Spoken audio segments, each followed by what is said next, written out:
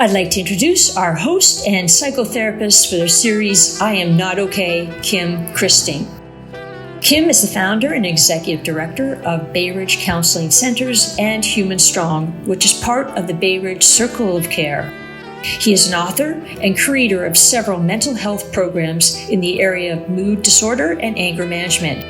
For several years, Kim hosted a call-in national talk show called Nightlight and has appeared on numerous national talk shows speaking to the issues of mental health and relationships. Over his 40-year career, Kim has intimately worked with thousands of individuals, couples, and families to help navigate the challenges of mental, emotional, and relational health. Please welcome Kim Christine. Thank you, Amy.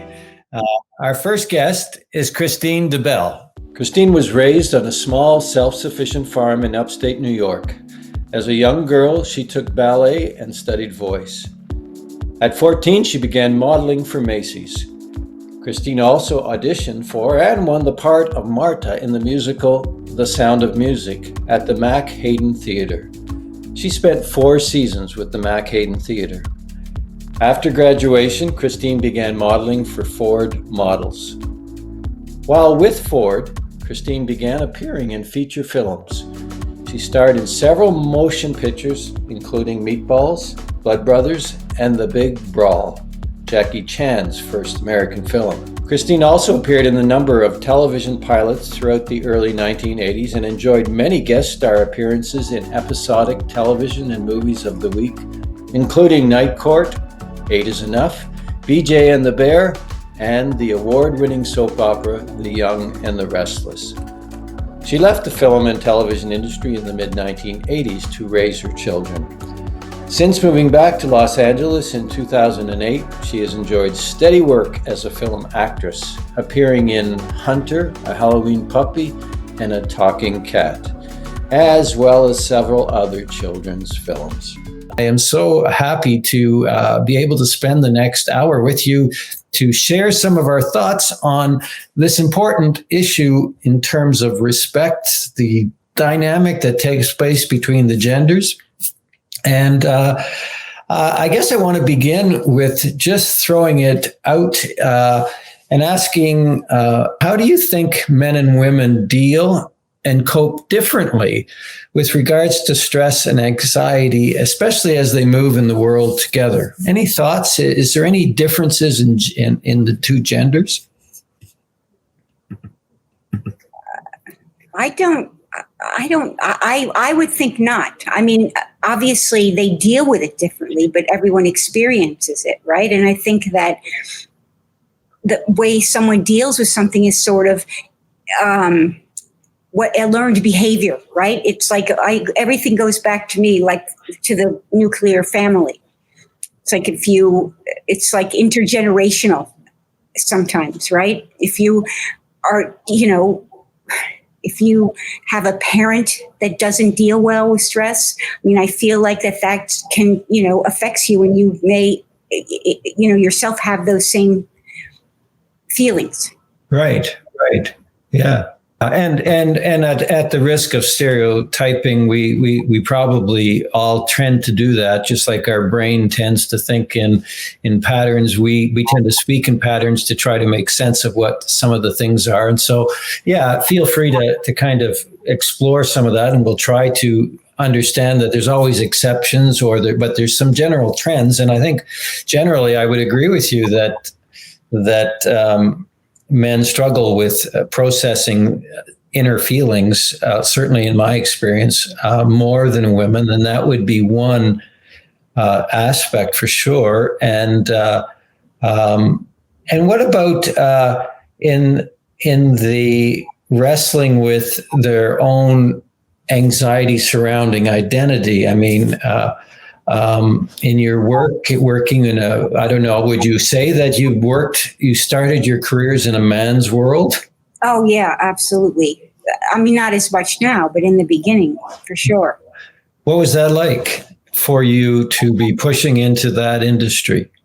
Yeah, it was hard. I mean, it was just, oftentimes that stereotype of, oh, let's do this and you'll get the job. And I'm like, you know what? I'd rather not have the job if I have to do that. Yeah. You know what I mean? Yeah. That's pretty bad.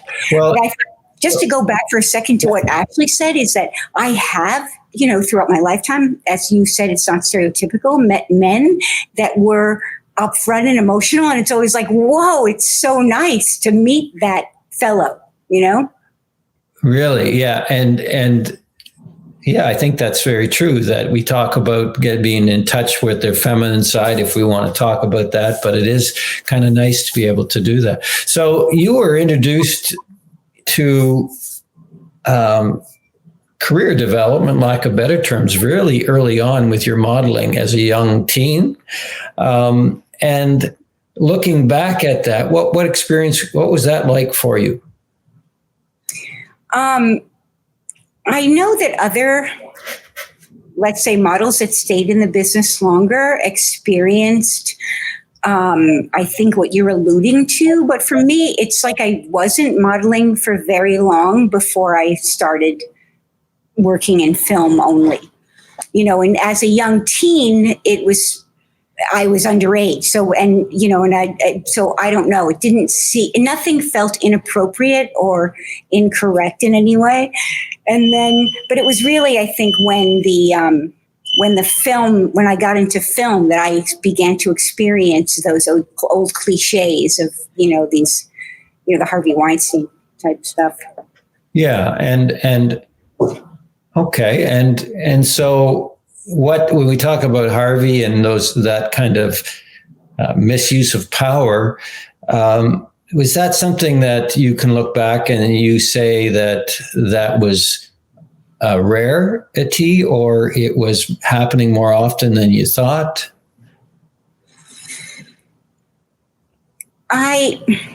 It's funny because I have the ability when things make me nervous to, block them out or choose not to remember them. So I do remember one specific, but then I think somehow, it may have been frequent to a degree, not frequent, but it happened more than once. But I honestly, I can't say how I dealt with it because I think that I got myself out of the situation as quickly as possible. So can we talk about our culture? And so I want to talk about the sense of being able to have a sense of power and identity in our power of our identity. But as young teens, especially, we culturally begin to learn quickly that the pretty girl or the good-looking guy has power or the ability to be looked up to by some and others, and just because of looks. And so is in the workplace, do you ever experience that because of looks that certain people will have more power? I think absolutely. Like I remember discussing this at one point that, well, you're attractive, you're not going to have trouble getting a job. Really? Like with one of my children, it'll be easier for you because it does happen. But for me, I never felt that power for some reason growing up, which we will talk about, I guess, if we were to go back and talk about the nuclear family and that, what the stuff that you bring to the stuff that's inside you from wherever it came from. But it's like, I didn't have a lot of self-esteem. So I didn't think I was attractive. I didn't think I was you know what I mean? I grew up in a time when, women were very curvy and I was, this big, was like a stick with, nothing there. So, my hands are waving. Sorry. So I'll try to keep them in my lap. So I can understand that what you're saying, that possibly some women felt that power, but I certainly never felt power.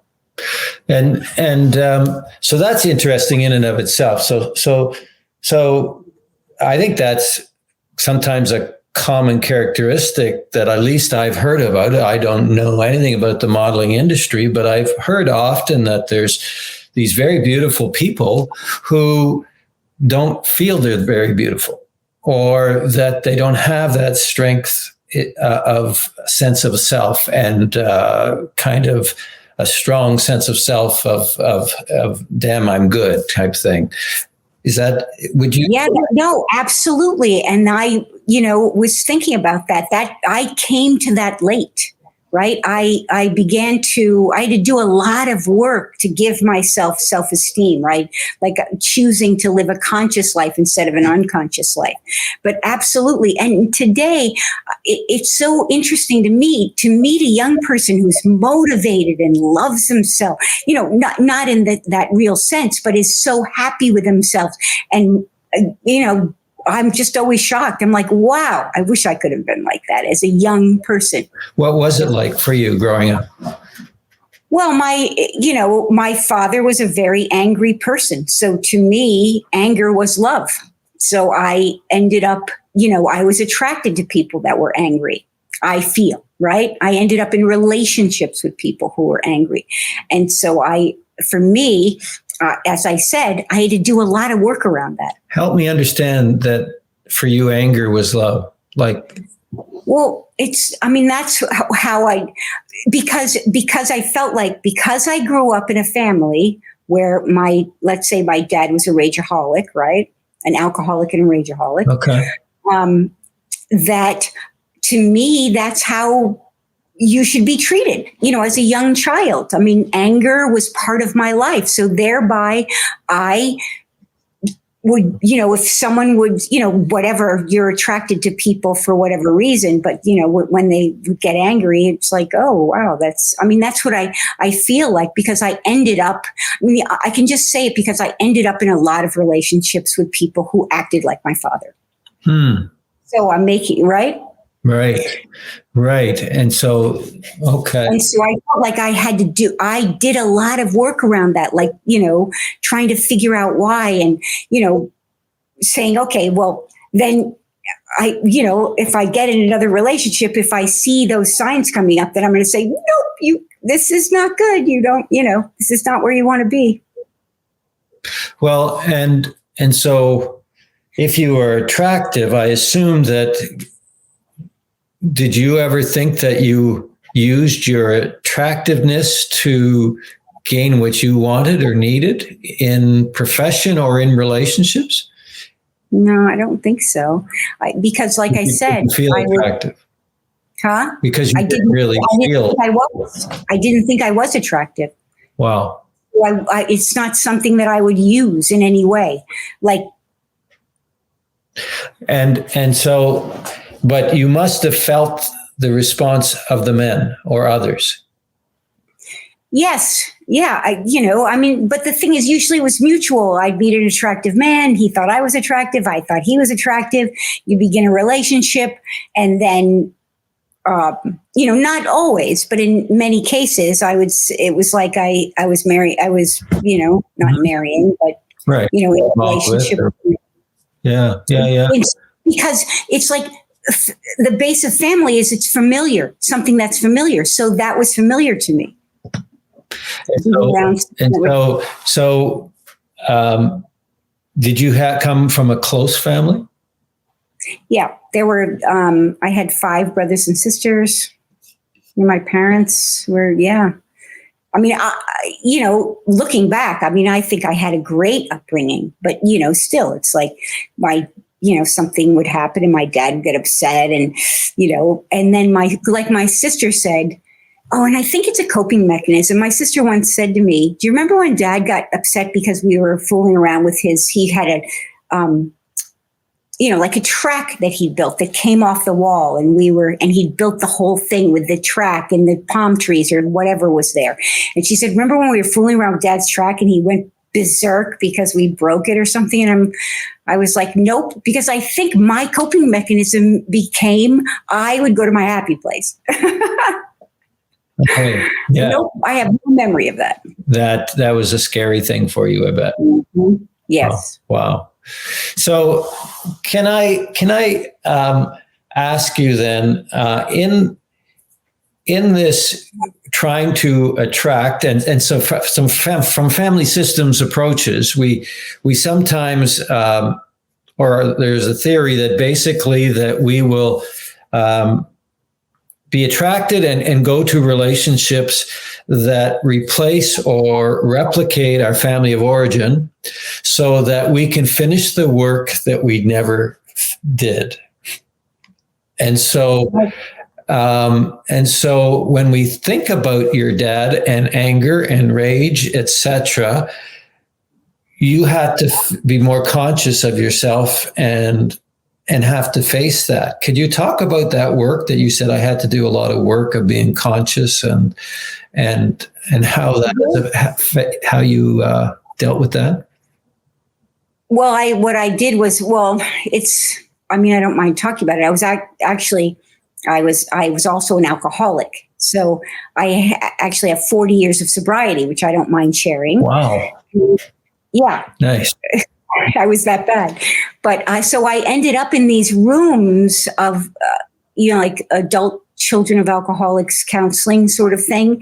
And I spent a lot of time in those rooms in group therapy and, in singles, couples, working on myself because I didn't want to just keep repeating the same stuff that wasn't working.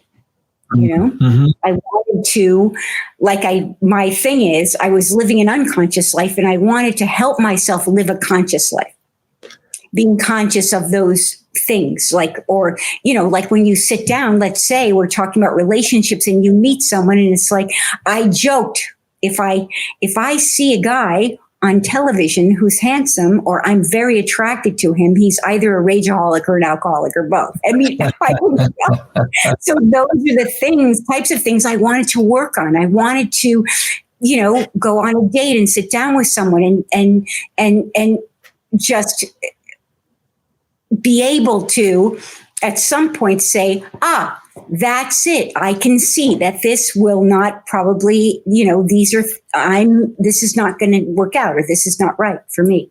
Wow. So that you had to come to this difficult statement that the men that I am attracted to are the ones that are the least healthy for me. Yep. Yes, that's what I think. Yep. Wow. What I okay. And so that's kind of like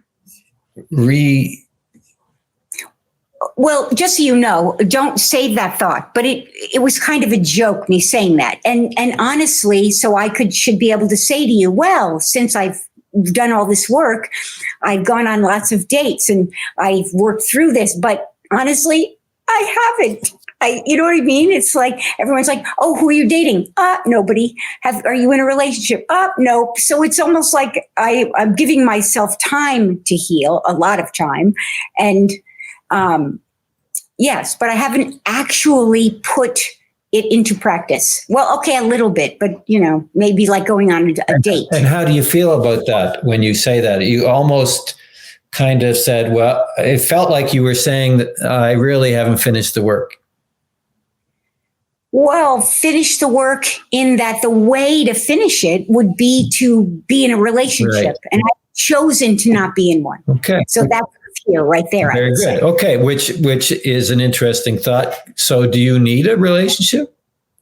Nope. I'm very happy with myself. Right. Finally. Okay. I mean, I don't need a relationship to make myself feel whole. Right. Not that I wouldn't like to be, I guess, in a relationship. Well, and that's interesting too, because it's probably not a bad place to be where I don't need a relationship, but it would be nice to have one if it came along. Right. Because as the old adage says, that a joy shared is a joy doubled, a sorrow shared is a sorrow halved. And when you can do it with someone else, life seems to be a little easier. Very good. So, but I like that. I like that in that you don't really need it. And so, and to that point, I do have friends that just want to be in a relationship desperately. It's like they feel, for whatever reason, they need someone to feel whole. They prefer to be in and I'm not saying that I don't prefer, I just don't feel that I need that. When you were growing up, were you working hard to get your father's approval? I think so. Yeah, I think so. I was. So you were longing and desiring for something from Dad. And so can you articulate what that was? Not really. I just know that my interests were his. I mean, he was interested in cars, and I know more about cars than most women, I would say. I like to be. I remember my mechanic once there. I went to see him, and there was a woman there, and she left, and he said, "Oh, she drives me crazy. She just goes on and on. She thinks she knows what's wrong with her car." And I said, well, I do that. He goes, "Yeah, but you're always right." So, yeah, you worked hard as a little girl to find out what he's interested in, et cetera, which is kind of normal for a father-daughter. Mm-hmm. And so today, do you still desire a man wanting to desire you, I guess? No, I don't. And again, I feel like I healed myself from a lot of those wounds, right? And I forgave my dad. Because I know my grandfather was also a rageaholic. My grandfather made his kids, I think, wear signs to school. I don't think before I speak. Whoa. Yeah. I'm not positive that was hearing that. Yeah. Well, you know that he was very angry. Well, and with the anger comes a lot of power, and so he exuded a lot of power. And so, have you traditionally had men that had power over you? Yep. And you gave that power because it was familiar. Yes, that's what I think. I mean, you're the expert, but that's how I feel and what I've come to think. And so, with that power with men, what is it that in the relationships that were not always healthy? What is it that you sense that they wanted from you, these men? Well, I guess it's like thinking that. That's tough because you asked me if I thought I was pretty, but I'm thinking that for whatever reason, well, you know what? Thinking back, it's hard to say because now I would say, I don't know how I felt then, right? Because remember, it took me a long time to be in many places, in many things. As I said, I would just, go to my happy place. I'd have no memory. And so you weren't even conscious of a lot of this. You were living an unconscious life. Yeah. Looking back now, more conscious, what do you think they were asking from you? They wanted from you. They were angry at you. They were using. I don't think they were angry at me, right? They loved me, professed their love, wanted me, loved me. And so I guess on some level, I thought that, they loved me too. I mean, it was a relationship, but both of our skewed perspectives of what a relationship is. I mean, it's not like they were, angry, not all the time. Right. And so, if you were in a relationship like that now, what would be different? Well, I think I would hope that given all the work that I've done, that if I was presented with a familiar relationship, that I would not get involved with that person. I would just say, this was, great. Thanks for the dinners, but I've got to go or whatever. Right. This has been fun, but yeah. And I think that's a huge step of growth for sure, Christine. I think the other question is that in every relationship we experience, I think, anger, and sometimes we aren't appropriate. Sometimes we are human, and we get very angry.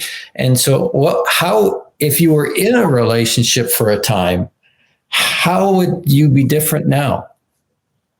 Well, I think it's what we were talking about is trying to talk about it, right? Like saying, hey, that, the what you said how it made me feel. This is how it made me feel. And because, maybe the other person doesn't think about that, or just trying to talk about it, right? Have a conversation. Look, if we're going to go forward with this, then we need to do some work because, I really like so many things about you, but this isn't healthy. Right. So you would want to confront the issues. You'd want to talk about it, and you'd be watching for what in that man? What would you be watching for?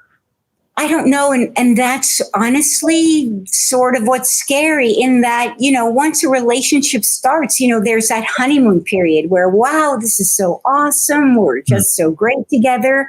But I think what would have to happen is one of the triggers, one of those things that would trigger in me that emotional response that I would have to say, whoa, whoa, whoa, right. This is scary. So, and then trying to sit down and say, hey, can we talk about this? And if they're open and the relationship is sort of normal or working, then we should be able to talk about it. Right. Okay. Good. And so by you saying, whoa, whoa, whoa, whoa, I think that's an eternal whoa. Yeah. But by you, and I guess you're using your words in a sense, and they are power. And so we're really saying, where do we get our internal power and our sense of self? And especially in a relationship, because like you say, the honeymoon period, we have these needs that do not go away.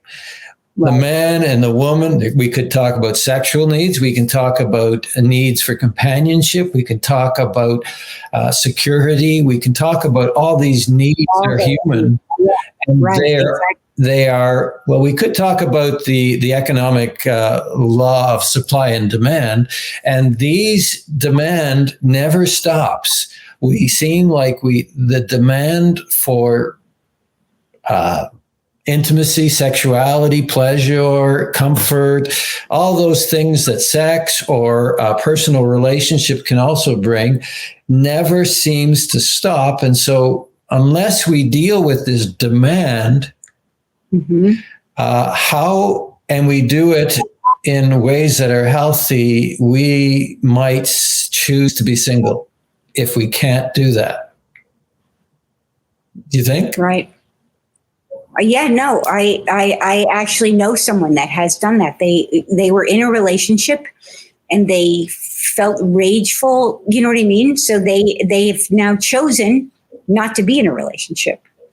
But I think though, I mean, obviously I chose to work on that. I think that anyone who has those feelings should get help.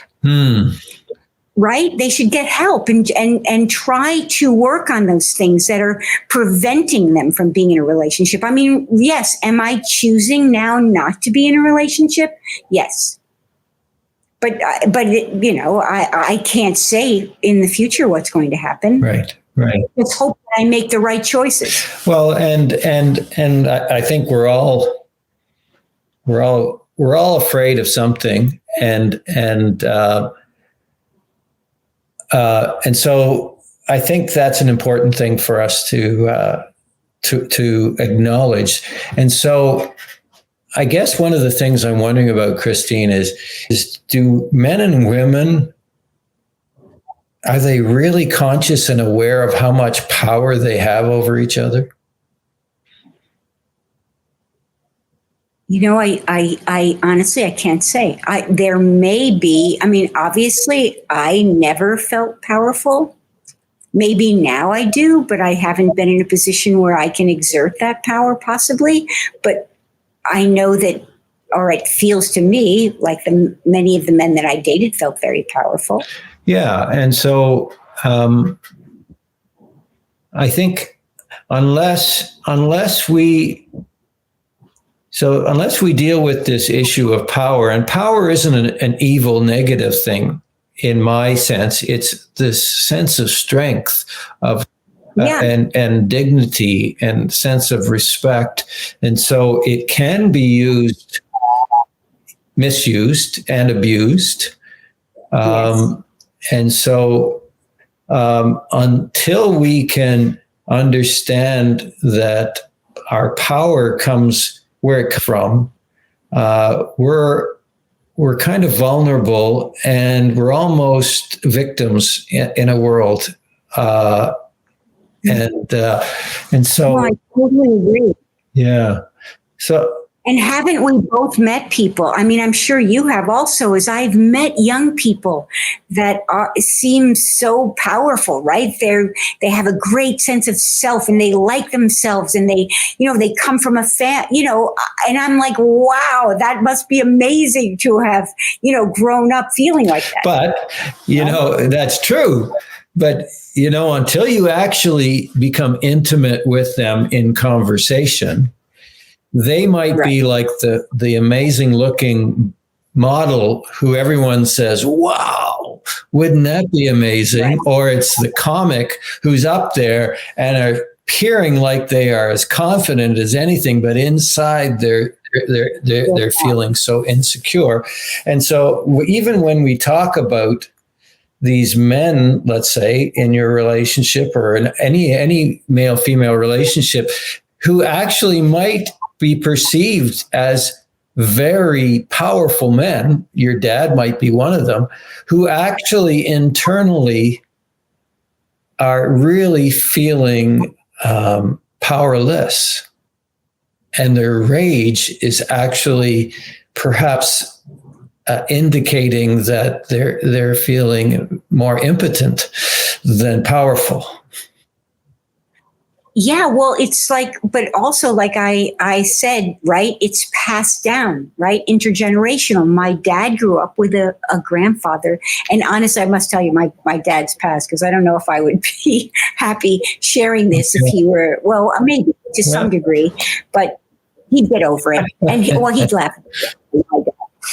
But what I wanted to say, what you said was so interesting, is a lot of times it's growing up is making your insides and outside match, right? Like that's what you want to have happen, is you want your insides to match your outsides, and then you're kind of healthy. So we're all should be. I love that. And that's kind of the definition of integrity. And as much as possible, we should try to live like that.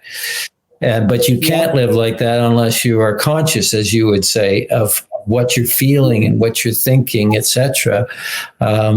Very, very, very true. And we are so often in our intimate relationships, it's a reflection often in our journey of what we experienced in our childhood. Yep. Yes. So when it's for us as a society, it's really, I think, maybe not, but more natural for us to feel for the victim. And so it's really easy to look how men traditionally have misused the positions of power over the centuries, and women have been powerless, and kind of look and go, bad men. But do you ever think of that in those terms? These bad men are really sad because they feel very powerless, that they have to pick on a woman. Yeah. Well, that's what I think, is that's why you can forgive them, because they're just acting out from old stuff that they've been carrying around from their family that they haven't worked on. so let's just continue to talk about this this challenge of relationships that we butt against since humankind has always, since all through history, is the sharing of what we call power. And we all can look at the misuse of power. We know the phrase that power corrupts absolutely. And it's the responsibility of two individuals to share that power. And it's equally the responsibility of the one that feels disempowered to find their power. Right. Right. And that's what I was trying to say is you want to work to figure out where your power or what your power is.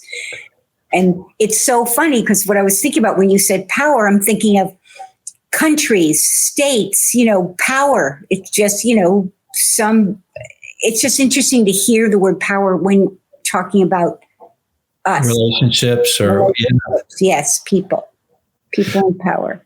And so I think I like what you said whenever we spoke, and maybe perhaps some listeners will be thinking of it. And when people are in very unhealthy relationships, they often aren't aware. It's only after they look back on it, what they were putting up with.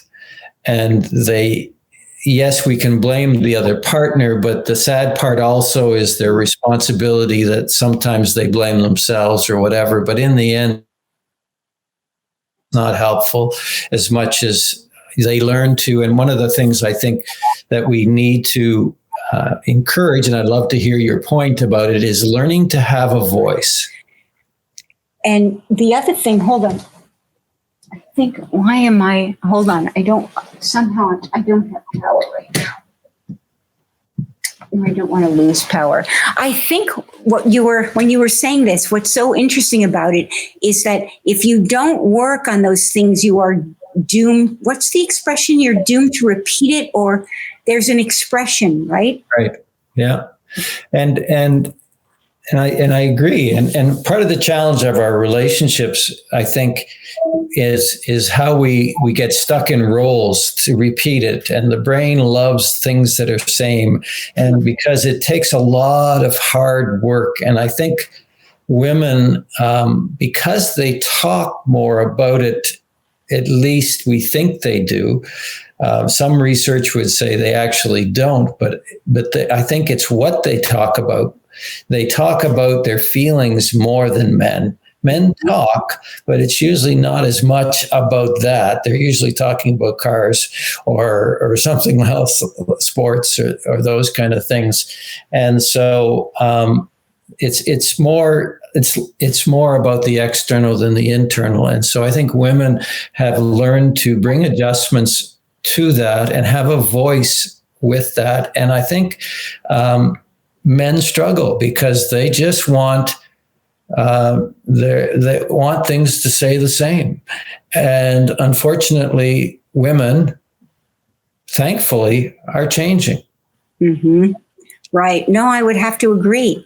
Right. And the thing is, though, is like change is good, but you should be seeking that change.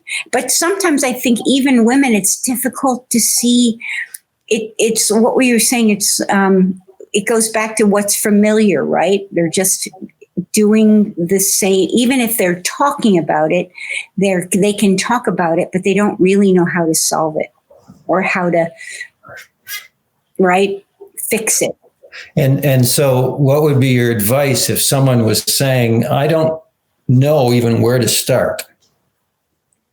Well, honestly, and I was thinking about, quote unquote therapists or therapy. It used to be, people would be put in a nut house, and God forbid, no one wanted to use the word or talk about that type of thing. But I think seeking help is not a bad thing. I started in couples therapy and I think group therapy and I think that, it's good for you. If you're really hurting and you see a pattern you can't break, you need to learn how to break them. Christine, I am so happy that you were able to share with us a bit of your thoughts and feelings and your journey along this. It is so critical that we are able to adapt to the stress and the anxiety that is being put on all of us from lots of different things, from technology, from the world, from economics, and all the inequity of power. Sometimes we put it on ourselves too. We experience it on ourselves and in our intimate relationships, in our families, and we can do better. We just need to be willing to say, as you have said, let's ask for help from people who have kind of worked on the science, as it were, of relationships and emotions and how they work well. And so we want to encourage it all.